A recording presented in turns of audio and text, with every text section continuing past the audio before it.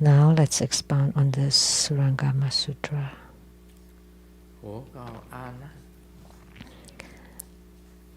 The Buddha said to Ananda, "These bhiksus have returned from alms round in the city of Sravasti and are now back in the Jeta Grove.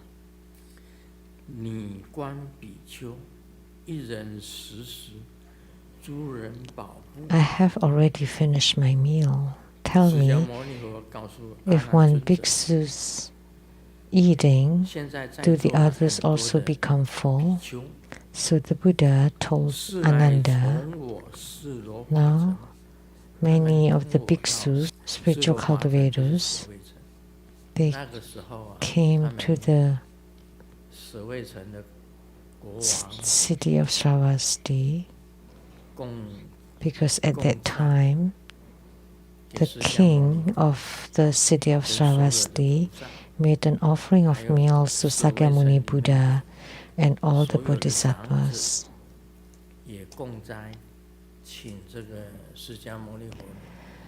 And also all the elders of the city also made offering of meals to Sakyamuni Buddha, the arhats and bodhisattvas."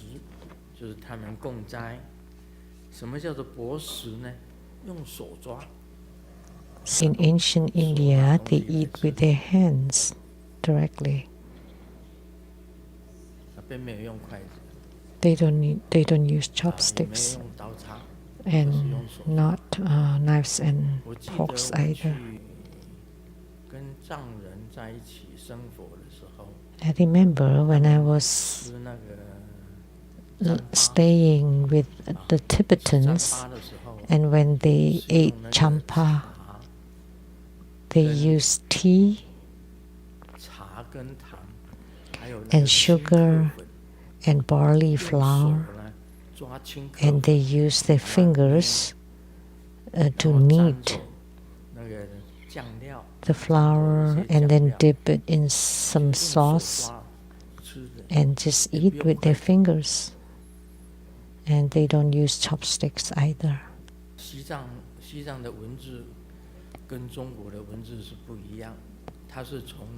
Tibetan scripts are different from Chinese characters. Back then, King Songtsan Kampo's minister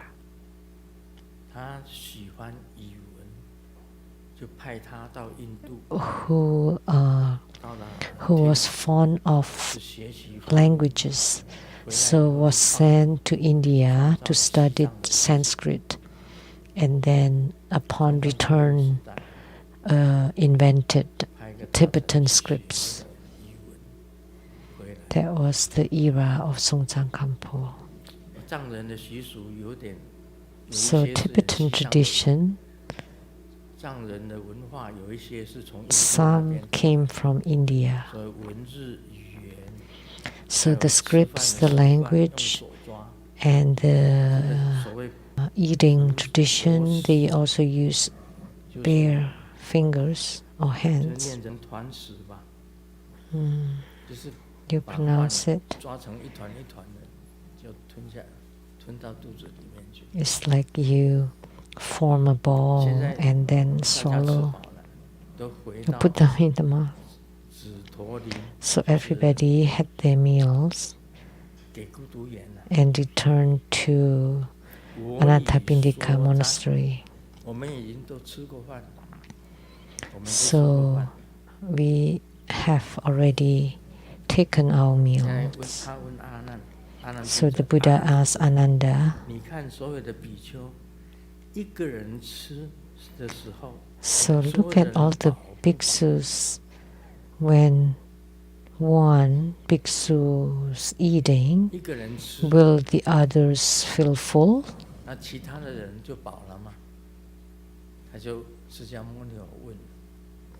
Sakyamuni Buddha asked, And Ananda replied, "Noble honored one, why not?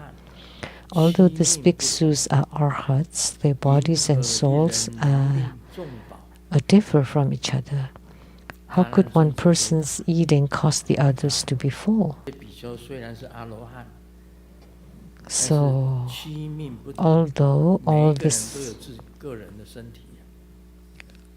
bhiksus are arhats, their bodies and souls differ. So if one person's eating and the rest are looking, then the rest will not feel full. Only the person eating will feel full, will be full.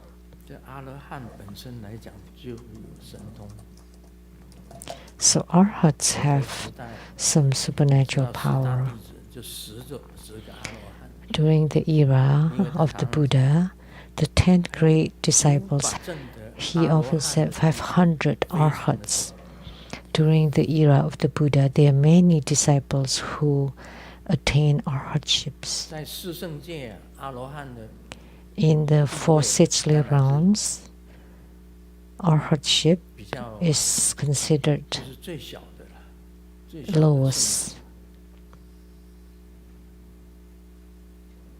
The smallest state of sagehood. But like Buddhas, Bodhisattvas, Prateka Buddhas, and Arhats, there are differences among them. Buddhas are those who are perfect in their realization and conduct. Bodhisattvas belong to Mahayana, who not only help themselves but also deliver others.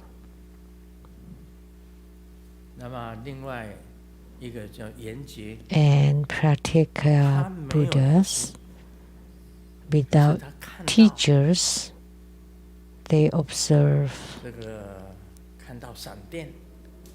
thunders and become enlightened. They are called the Prateka Buddha. When they see falling flowers, that the fallen flower will not bloom again, will not grow. And they gain enlightenment. When they see the leaves flying, falling off, the leaves will not return to the trees and be hung there. With this concepts, they gain enlightenment. So seeing fallen flower or flying leaves or thunder, they are enlightened, so they have a different state of realization.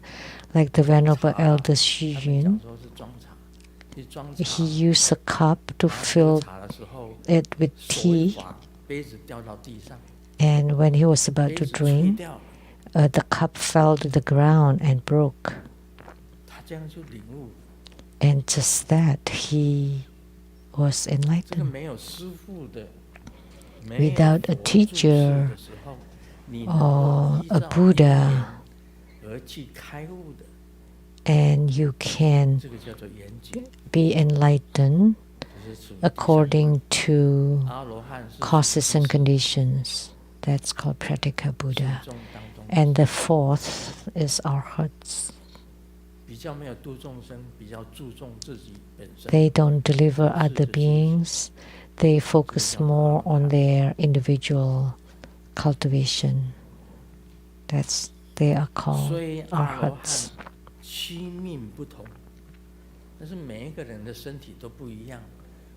So although they are Arhats, but their bodies are different.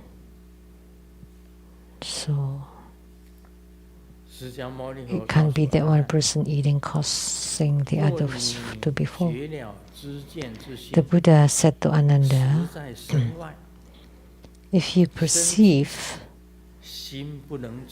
the knowing mind to be truly outside the body, then your body and mind would be separate and unrelated.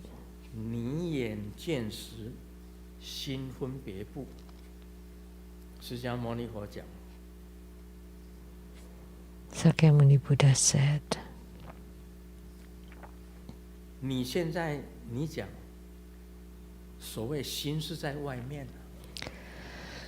you said that the mind is outside.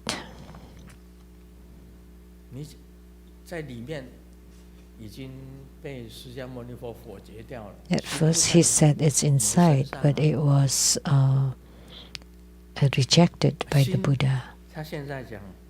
And then the Buddha said to Ananda, you said now that the mind is outside and the eyes are on the body.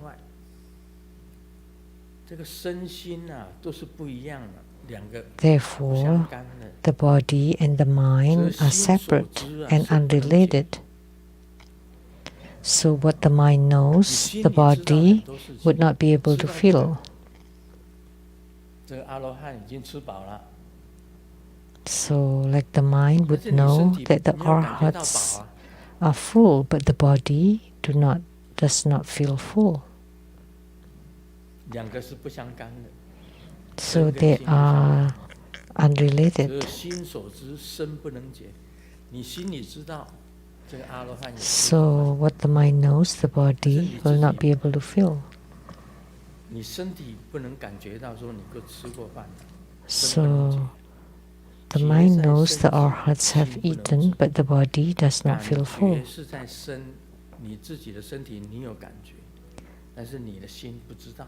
So what is felt by the body will not be known to the mind. So Sakyamuni Buddha used his hand. His hand was like a turban, cotton.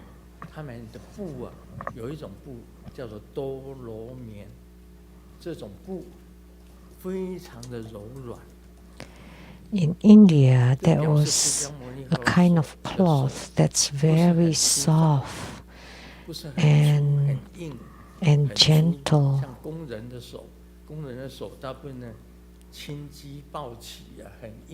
I think it's called the turban cloth. So it's not very coarse or tough, but it's very soft and gentle.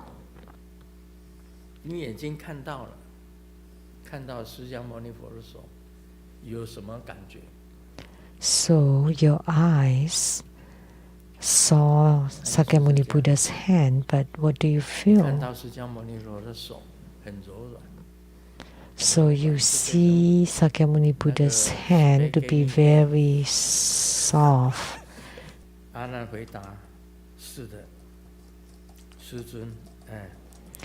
And Ananda replied,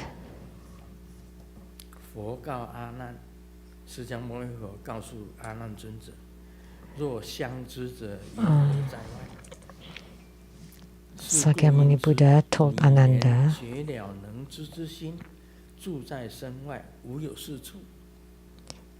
if they are mutually aware, how could the mind be outside the body? Therefore, you should know that your claim that the aware knowing mind abides outside the body cannot be true. So, if the mind is outside the body, the mind is separate from the body. The body is hungry, but the mind does not feel it. If the mind is outside the body.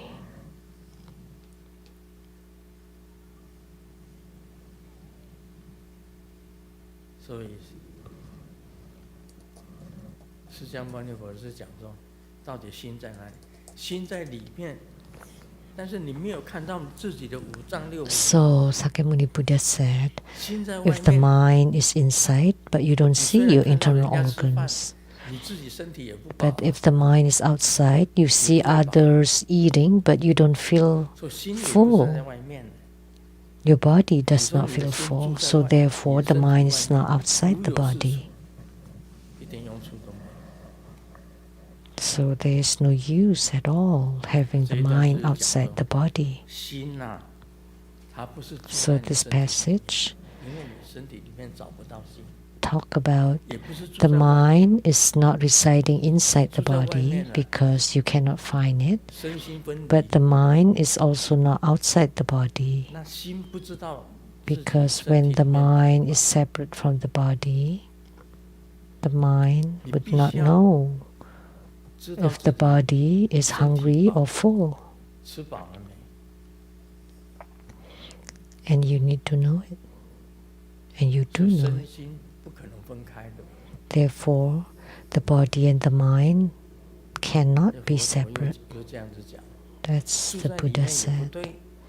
So it's wrong to have the mind inside the body. It's wrong to have the mind outside the body. So what is right then? Think about it. Actually, it's difficult. So the sutra is talking about logic. Where is the mind? To let you mull over it. Oh, the mind is inside my body. Then do you see the internal organs? You don't. So sometimes you don't know what's going on inside you. You have to have it checked. Because your mind cannot observe your own internal organs. Anybody can see their own kidneys. Anyone can see their own liver or heart.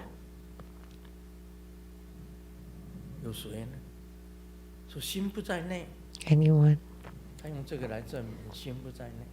And he used this to prove that the mind is not inside the body. But the mind is also not outside the body. Because if the mind and the body are separated, then when the body is hungry, the mind will not know.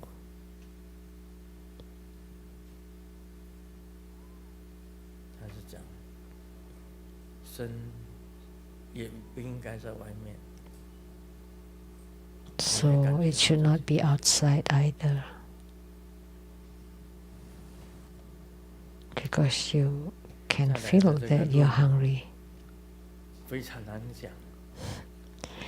And the next are very difficult to talk about.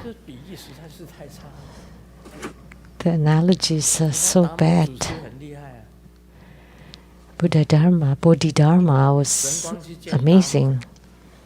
Sun Quang went to seek Bodhidharma and told him, my heart mind is not at peace. And Bodhidharma said, bring me your heart mind and I will pacify it for you.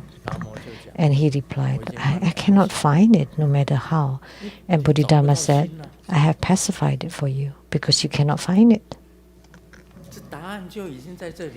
So that's the answer.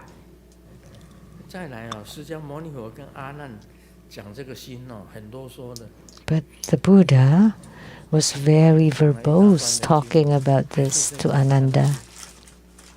It was a huge passage talking about the mind. Next, it will be talking about the union between the eyes and the mind. That the mind is in the root of the eyes, of the sense faculty of the eyes. It's difficult to explain, it's difficult to understand.